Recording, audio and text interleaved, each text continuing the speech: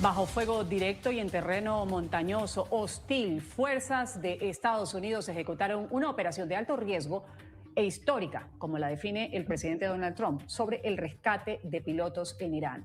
Uno de los pilotos fue localizado gracias a una combinación de inteligencia, de vigilancia y una operación de engaño diseñada para confundir al régimen iraní sobre el paradero. En Del Salto al Dato citamos las tensiones en torno a la filtración y control de información. Trump ha declarado que va a exigir al medio, al periodista que filtró por primera vez la noticia del rescate de un aviador, que revelara su fuente. Lo ha amenazado con cárcel si se negaba a hacerlo. Pero tenemos que encontrar a ese informante porque es una persona enferma. Probablemente no se dio cuenta de la gravedad de la situación. No puedo imaginar lo que haya hecho, pero lo vamos a averiguar. Es seguridad nacional y la persona que filtró la noticia irá a la cárcel si no confiesa, y eso no durará mucho. Y creo que todos entenderían que pusieron esta misión en grave riesgo. Pusieron a ese hombre en grave riesgo y pusieron a los cientos de personas que fueron a Permiso un buscarlo. momentico, producción. Ahora todos Permiso un saben momentico, que producción. vamos a entrar. Permiso un momentico. Ok. Esto, al presidente lo que está molesto, no por esto, es que, mire, si alguien le pasa la información al periodista está dentro del Pentágono. Si el periodista no lo dice, tal vez no lo hubieran dicho. Pero fíjense, ¿qué quiere el presidente? Un ejemplarizante.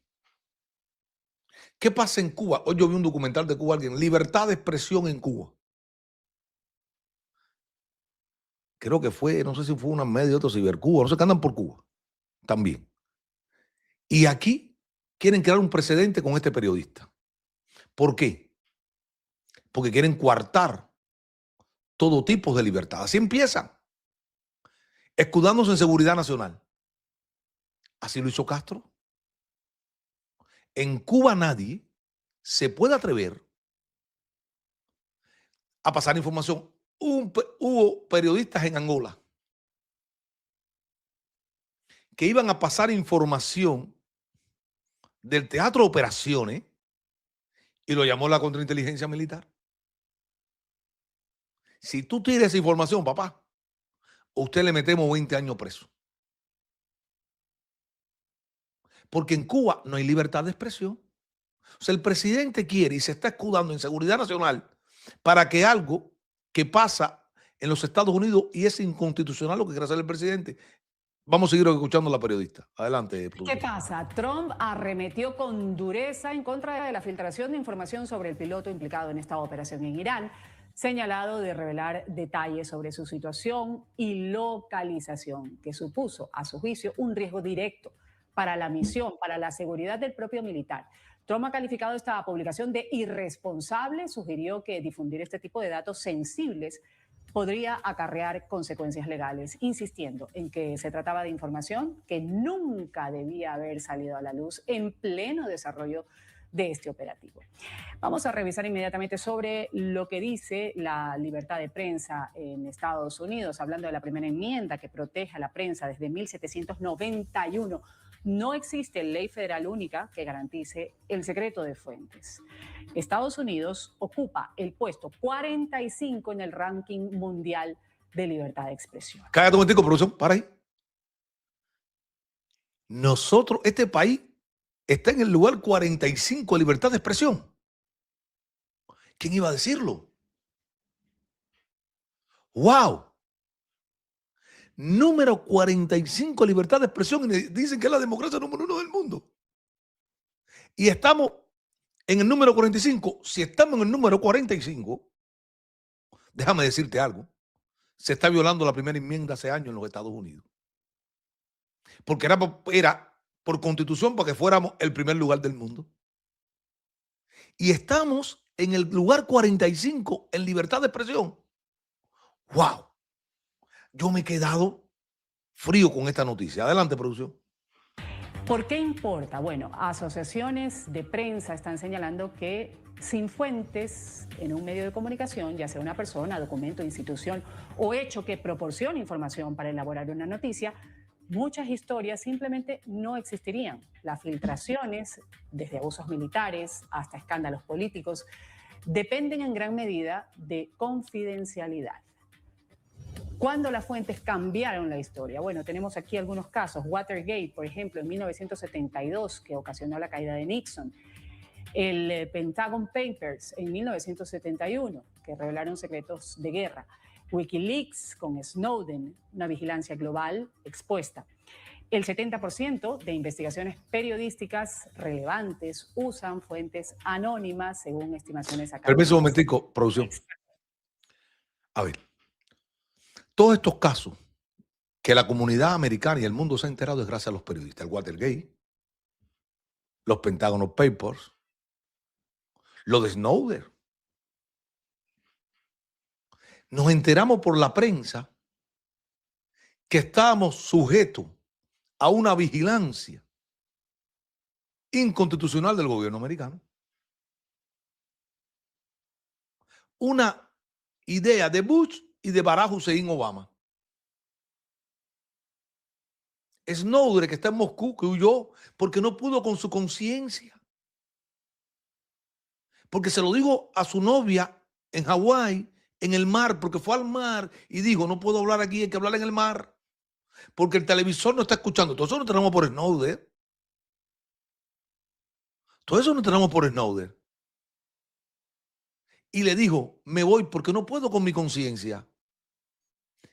He trabajado en un plan de vigilancia masiva al norteamericano. Cómo te acuestas, lo que hablas en la cama con tu esposa. Todo lo dijo Snowden. Y no es republicano y demócrata, porque lo empezó Bush y lo terminó Barack Hussein Obama. Que espiaba, Obama espiaba a Angela Merkel, a los europeos, y en la lista no estaba ni Castro, ni Chávez, ni Kim Jong-un, ni Xi Jinping. No había nadie de esta gente. Eran los aliados, vigilando a los aliados. Sarkozy, me recuerdo, estaba vigilado por Obama, por el gobierno americano, vigilando a los aliados. Eso fue un escándalo. Angela Merkel pidió cuenta de eso. Lo que pasa es que le dieron una salida decorosa y diplomática para no crear un escándalo. Pero te das cuenta por qué estamos en el lugar 45 de libertad de expresión. Y si no fueran por estos periodistas, señor mío, no nos enteramos de nada como Cuba. ¿Qué quieren? ¿Qué pretenden? ¿Tienen una prensa como la cubana? ¿Tienen una prensa como esa prensa mediocre de Cuba, que no es capaz de hacer trabajo investigativo sobre la riqueza de los Castro, sobre el estilo de vida de los Castro? Mira que sería escandaloso eso. Y muchos escándalos se han enterado. ¿Por qué? Desde adentro, por fuentes, que nos han llegado algunos. Porque hay molestia. Porque en Cuba no hay libertad de expresión. Y todo el mundo aspira al poder que tuvo Fidel Castro y que tienen los hermanos Castro. Controlan la prensa, controlan al legislativo, controlan a la justicia, controlan toda la sociedad. Todo el mundo quiere una silla como la de Castro, incluyendo los Estados Unidos de América bajo este gobierno, que quiere sacarlos, cuando está apoyando a un tipo como Víctor Orbán. Adelante, producción, por favor. Legales que están diciendo sin rodeos que obligar a revelar una fuente abre una batalla entre seguridad nacional versus el derecho a informar. ¿Cómo impacta esto a América Latina? Bueno, si el presidente de la principal democracia del mundo exige a medios de comunicación el nombre de la persona que filtró información sobre operación bajo amenaza de encarcelarlo, el efecto podría ser dominó. Revisamos inmediatamente cómo estamos en nuestra región en materia de protección de fuentes periodísticas. Chile y Argentina son o tienen mejores marcos institucionales. Hay menor violencia directa en contra de periodistas. ¿Qué pasa en Brasil y en Colombia? Bueno, hay un nivel medio, hay leyes razonables, pero hay problemas de seguridad y también presiones políticas. En México está más bajo, no por falta de leyes, sino por la violencia extrema y también fallas en una protección efectiva. Gracias, producción. ¿Qué dice ella? A ver qué dice, qué va a decir ella. ¿Dónde debe trazarse este límite entre el derecho a informar y la obligación de proteger vidas cuando una filtración puede poner en riesgo una operación militar en curso? Se lo preguntamos al internacionalista Brian Acuña. Brian. Esto es un tema delicado. Buenos días a todos los televidentes de NTN 24. Con respecto a la primera pregunta que planteas, hay que responder y mencionar de que los límites no son abstractos, sino que se tratan directamente de cuestiones completamente operativas. Hay que entender también de que no todo lo que la prensa podría filtrar es exactamente de un mismo nivel. Hay que distinguir entre aquellas cosas que son completamente informaciones, Claro, y otras, digamos, que podrían exponer capacidades, ubicaciones, tiempos, identidades dentro, en este caso, de una operación activa. Hay que entender de que, por ejemplo, la información que revela decisiones políticas son completamente legítimas para el escrutinio público, pero en el segundo caso, digamos, en esta situación relacionada con temas operativos y con cuestiones que pueden poner en riesgo la vida de personas, pues evidentemente hay que poner algún tipo de límite. Este punto es donde el criterio no se trata únicamente de una cuestión de seguridad nacional como un tema de eslogan o como una consigna, sino de un riesgo inmediato que es verificable dentro del contexto. Si la publicación va a alterar el curso de la operación que se está realizando a tiempo real o va a facilitar que el adversario, por el contrario, pueda tener, digamos, ubicación de una persona que está en un peligro, pues evidentemente estamos frente a una situación de responsabilidad bastante altas. Ahora bien, no se legitima automáticamente la persecución penal contra todo tipo de revelación que hagan los periodistas. Por supuesto que el problema es criminalizar la publicación, rompiendo, digamos, la protección de fuentes y desincentivando el periodismo de investigación, pero es muy diferente cuando se hace algo que podría poner en peligro a la situación de las personas involucradas. El estándar en ese sentido es mucho más fuerte porque es hablar de una cuestión de daño concreto en un momento, digamos, específico y una situación de interés público. Si el daño es hipotético o es, digamos, posterior, el Estado puede tender a sobrereaccionar.